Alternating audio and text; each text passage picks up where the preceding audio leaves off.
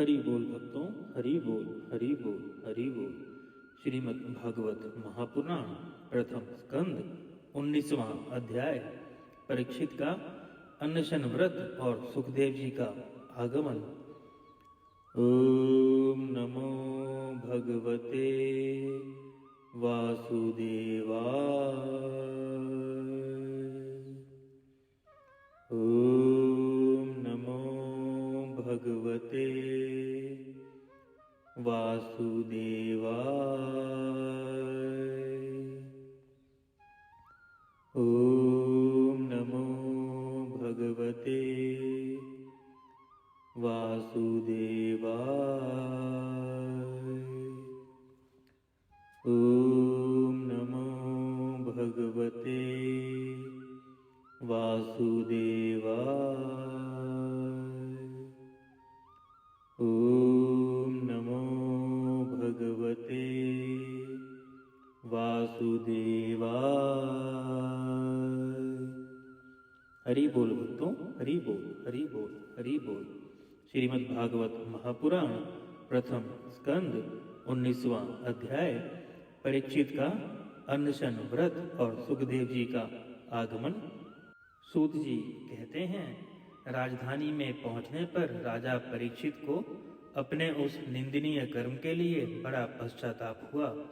वे अत्यंत उदास हो गए और सोचने लगे, मैंने निरपराध एवं अपना तेज छिपाए हुए ब्राह्मण के साथ अनार्य पुरुषों के समान बड़ा नीच व्यवहार किया है। यह बड़े खेद की बात है। अवश्य ही उन महात्मा के अपमान के फलस्वरूप शीघ्र से शीघ्र मुझ पर कोई घोर विपत्ति आवेगी। मैं भी ऐसा ही चाहता हूँ, क्योंकि उससे मेरे पाप का प्रायश्चित हो जाएगा और फिर कभी मैं ऐसा काम करने का दुस्साहस नहीं करूँगा। ब्राह्मणों की क्रोधाग्नि आज ही मेरे राज्य, सेना और भरे पूरे खजाने को जलाकर खाक कर दे, जिससे फिर कभी मुझ दुष्ट की ब्राह्मण, देवता और गौ के प्रति ऐसी पाप बुद्धि न हो। वे इस प्रकार चिंता कर ही रहे थे कि उन्हें मालूम हुआ ऋषि कुमार के श्राप से तक्षक मुझे डसेगा। उन्हें वह धधकती हुई आग के समान तक्षक का डसना बहुत ही भला मालूम हुआ। उन्होंने सोचा कि बहुत दिनों से मैं संसार में आसक्त हो रहा था, अब मुझे शीघ्र वैराग्य होने का कारण प्राप्त हो गया। वे इस लोक और परलोक के भोगों को तो पहले से ही तुच्छ और ताज्य समझते थे। अब उनका स्वरूपतः त्याग करके भगवान श्री कृष्ण के चरण कमलों की सेवा को ही सर्वोपरि मानकर आमरण अनशन व्रत लेकर वे गंगा तट पर बैठ गए। गंगा जी का जल भगवान श्री कृष्ण के चरण कमलों का वह पराग लेकर प्रवाहित होता है, जो श्रीमती तुलसी जी की गंध से मिश्रित है। यही कारण है कि वे लोकपालों के सहित ऊपर नीचे के समस्त लोकों को पवित्र करती हैं। कौन ऐसा मरणासन पुरुष होगा जो उनका सेवन न करेगा। इस प्रकार गंगा जी के तट पर आमरण अनशन का निश्चय करके उन्होंने समस्त आसक्तियों का परित्याग कर दिया और वे मुनियों का व्रत स्वीकार करके अन्याय भाव से श्री कृष्ण के चरण कमलों का ध्यान करने लगे। उस समय त्रिलोकी को पवित्र करने वाले बड़े बड़े महानुभाव ऋषि मुनि अपने शिष्यों के साथ वहां पधारे। संतजन प्रायः तीर्थ यात्रा के बहाने स्वयं उन तीर्थ स्थानों को ही पवित्र करते हैं।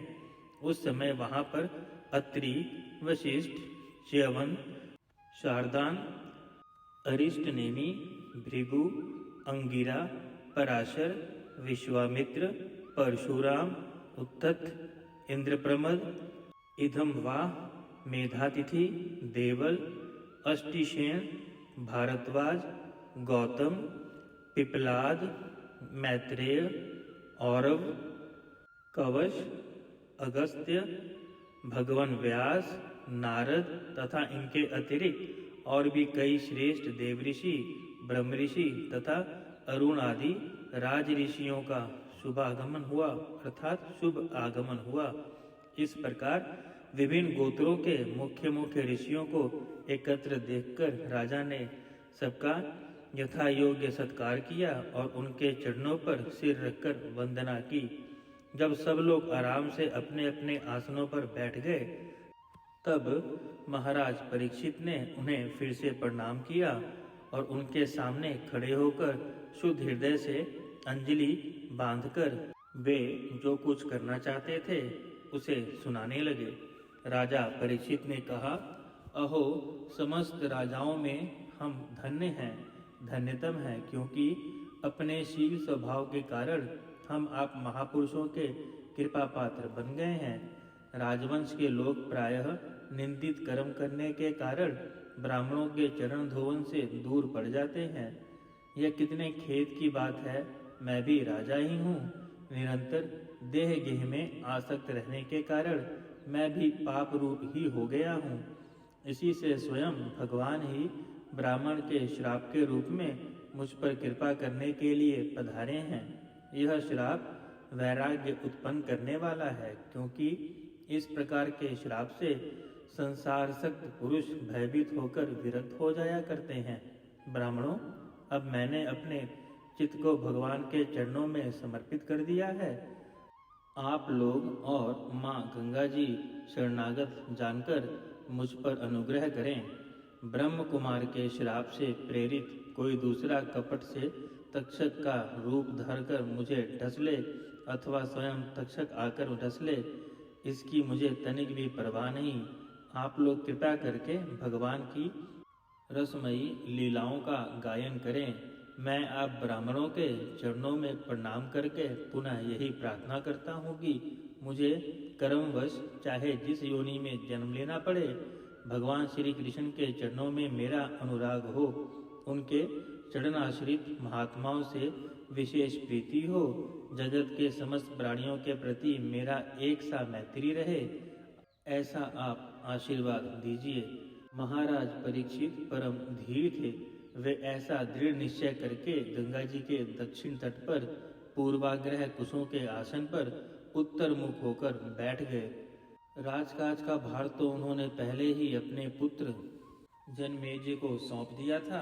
पृथ्वी के एक छत्र सम्राट परीक्षित जब इस प्रकार आमरण अनशन का निश्चय करके बैठ गए, तब आकाश में स्थित देवता लोग बड़े आनंद से उनकी प्रशंसा करते हुए पृथ्वी पर पुष्पों की वर्षा करने लगे तथा उनके नगारे बार बार बजने लगे। सभी उपस्थित महर्षियों ने परीक्षित के निश्चय की प्रशंसा की और साधु साधु कहकर उनका अनुमोदन किया। ऋषि लोग तो स्वभाव से ही लोगों पर अनुग्रह की वर्षा करते रहते हैं। यही नहीं, उनकी सारी शक्ति लोक पर कृपा करने के लिए ही होती है। उन लोगों ने भगवान श्री कृष्ण के गुणों से प्रभावित परीक्षित के प्रति उनके अनुरूप वचन कहे। राज ऋषि शिरोमणे, भगवान श्री कृष्ण के सेवक और अनुयायी आप पांडुवंशियों के लिए यह कोई आश्चर्य की बात नहीं है, क्योंकि आप लोगों ने भगवान की सन्निधि प्राप्त करने की आशंका से उस राजसिंहासन का एक ही क्षण में परित्याग कर दिया, जिसकी सेवा बड़े बड़े राजा अपने मुकुटों से करते थे। हम सब तब तक यहीं रहेंगे जब तक यह भगवान के परम भक्त परीक्षित अपने नश्वर शरीर को छोड़कर माया दोष एवं शोक से रहित भगवत धाम नहीं चले जाते। ऋषियों के यह वचन बड़े ही मधुर, गंभीर, सत्य और समता से युक्त थे। उन्हें सुनकर राजा परीक्षित ने उन योग युक्त मुनियों का अभिनंदन किया और भगवान के मनोहर चरित्र सुनने की इच्छा से ऋषियों से प्रार्थना की। महात्माओं, आप सभी सब ओर से यहाँ पधारे हैं। आप सत्यलोक में रहने वाले मूर्तिमान वेदों के समान हैं। आप लोगों का दूसरों पर अनुग्रह करके अतिरिक्त जो आपका सहज स्वभाव ही है, इस लोक या परलोक और कोई स्वार्थ नहीं है। विप्रवरों, आप लोगों पर पूर्ण विश्वास करके मैं अपने कर्तव्य के संबंध में यह पूछने योग्य प्रश्न करता हूँ। आप सभी विद्वान परस्पर विचार करके बतलाएं कि सबके लिए सब अवस्थाओं में, विशेष करके थोड़े ही समय में मरने वाले पुरुष के लिए अंतकरण और शरीर से करने योग्य विशुद्ध कर्म कौन सा है। भक्तों ध्यान दे, इस जगह राजन ने ब्राह्मणों से 2 प्रश्न किए। पहला प्रश्न यह है कि जीव को सदा सर्वदा क्या करना चाहिए, और दूसरा यह है कि जो थोड़े ही समय में मरने वाले हैं उनका क्या कर्तव्य है। यह 2 प्रश्न उन्होंने श्री सुखदेव जी से भी किए तथा क्रमशः इन्हीं दोनों प्रश्नों का उत्तर द्वितीय स्कंद से लेकर 12 पर्यंत तक श्री सुखदेव जी ने दिया है, अर्थात दूसरे स्कंद से लेकर के 12वें 12 पर्यंत 12वां स्कंद तक दिया है। किसने? श्री सुखदेव जी ने। इसको हम आगे पढ़ेंगे। उसी समय पृथ्वी पर स्वेच्छा से विचरण करते हुए किसी की कोई अपेक्षा न रखने वाला व्यासनंदन भगवान श्री सुखदेव जी महाराज वहाँ प्रकट हो गए, जो वर्ण अथवा आश्रम के ब्रह्म चिन्हों से रहित एवं आत्म अनुभूति में संतुष्ट थे। बच्चों और स्त्रियों ने उन्हें घेर रखा था। उनका वेश अवधूत का था। 16 वर्ष की अवस्था थी। चरण, हाथ, जंघा, भुजाएं, कंधे, कपोल और अन्य सब अंग अत्यंत सुकुमार थे। नेत्र बड़े बड़े और मनोहर थे। नासिका कुछ ऊंची थी। कान बराबर थे। सुंदर भौहें थी। इनका मुख बड़ा ही शोभायमान हो रहा था। गला तो मानो सुंदर शंख ही था। हंसली ढकी हुई थी। छाती चौड़ी और उभरी हुई थी। नाभि भंवर के समान गहरी तथा उदर बड़ा ही सुंदर त्रिवली से युक्त था। लंबी लंबी भुजाएं थी। मुख पर घुंघराले बाल बिखरे हुए थे। इस दिगंबर वेश में वे श्रेष्ठ देवता के समान तेजस्वी जान पड़ते थे। श्याम रंग था। चित्त को चुराने वाली भरी जवानी थी। वे शरीर की छटा और मधुर मुस्कान से स्त्रियों को सदा ही मनोहर जान पड़ते थे। यद्यपि उन्होंने अपने तेज को छिपा रखा था, फिर भी उनके लक्षण जानने वाले मुनियों ने उन्हें पहचान लिया और वे सब के सब अपने स्थान छोड़कर उनके सम्मान के लिए उठ खड़े हुए। राजा परीक्षित ने अतिथि रूप से पधारे हुए श्री सुखदेव जी को सिर झुकाकर प्रणाम किया और उनकी पूजा की। उनके स्वरूप को न जानने वाले बच्चे और स्त्रियां उनकी ये महिमा देखकर वहां से लौट गए।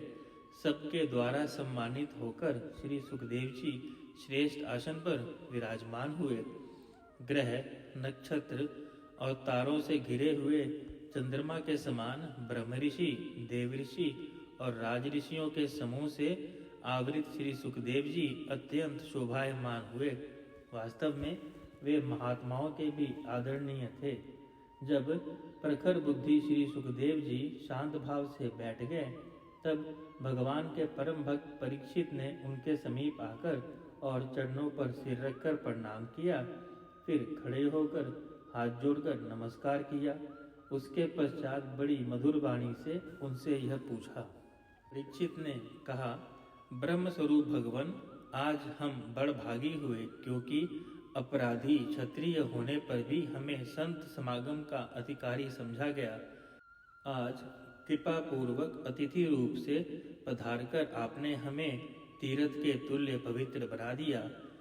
आप जैसे महात्माओं के स्मरण मात्र से ही गृहस्थों के घर तत्काल पवित्र हो जाते हैं।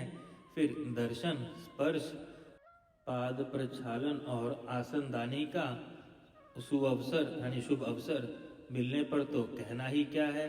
महायोगिनी जैसे भगवान विष्णु के सामने दैत्य लोग नहीं ठहरते, वैसे ही आपकी सन्निधि से बड़े बड़े पाप भी तुरंत नष्ट हो जाते हैं। अवश्य ही पांडवों के सुहृद भगवान श्री कृष्ण मुझ पर अत्यंत प्रसन्न हैं। उन्होंने अपने फुफेरे भाइयों की प्रसन्नता के लिए उन्हीं के कुल में उत्पन्न हुए मेरे साथ भी अपनेपन का व्यवहार किया है। भगवान श्री कृष्ण की कृपा न होती तो आप सरीखे एकांत वनवासी अव्यक्त गति परम सिद्ध पुरुष स्वयं पधारकर इस मृत्यु के समय हम जैसे प्राकृतिक मनुष्यों को दर्शन क्यों देते। आप योगियों के परम गुरु हैं, इसीलिए मैं आपसे परम सिद्धि के स्वरूप और साधन के संबंध में प्रश्न कर रहा हूँ। जो पुरुष सर्वथा मरणासन है, उसको क्या करना चाहिए। भक्तों, मरणासन मतलब मरने वाला है। भगवान, साथ ही यह भी बतलाइए कि मनुष्य मात्र को क्या करना चाहिए? वे किसका श्रवण, किसका जाप, किसका स्मरण और किसका भजन करें तथा किसका त्याग करें? भगवत स्वरूप मुनिवर, आपका दर्शन अत्यंत दुर्लभ है, क्योंकि जितनी देर एक गाय दूही जाती है, गृहस्थों के घर पर उतनी ही देर भी आप नहीं ठहरते। सूत जी कहते हैं, जब राजा ने बड़ी ही मधुर वाणी से इस प्रकार संभाषण एवं प्रश्न किए, तब समस्त धर्मों के ममज्ञ व्यास नंदन भगवान श्री सुखदेव जी उनका उत्तर देने लगे। इति प्रथम स्कंद समाप्त। हरि ओम तत्सत। श्रीमन्नारायण नारायण नारायण, भजमन नारायण नारायण नारायण, श्रीमन्नारायण नारायण नारायण, भजमन नारायण नारायण नारायण, श्रीमन्नारायण नारायण नारायण, भजमन नारायण नारायण नारायण, श्रीमन्नारायण नारायण नारायण। हरि बोल भक्तों, हरि बोल, हरि बोल, हरि बोल। भक्तों, प्रथम स्कंद समाप्त। अब कल से हम दूसरा स्कंद आरंभ करेंगे। हरि बोल, हरि बोल, हरि बोल।